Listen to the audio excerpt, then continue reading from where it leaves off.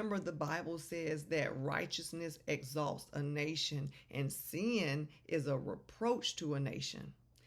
Reproach is shame and disgrace because of sin.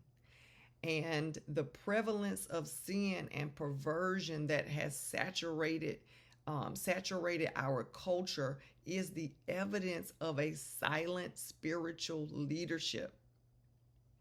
And if this leadership remains silent, God will just move on to the next generation.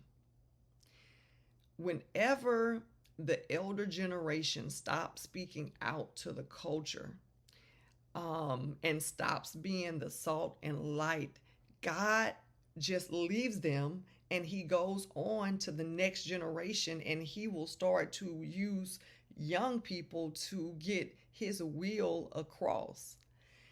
In the Old Testament, we see that the children of Israel, God said that the elder generation would not enter into the promised land, that they would not see the promise.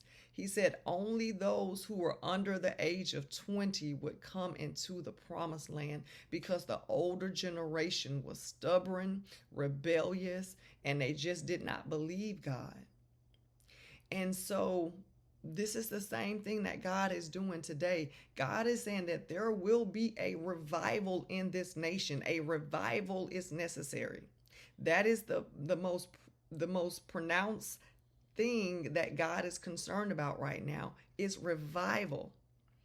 And so here's some reasons why God is going to use the young generation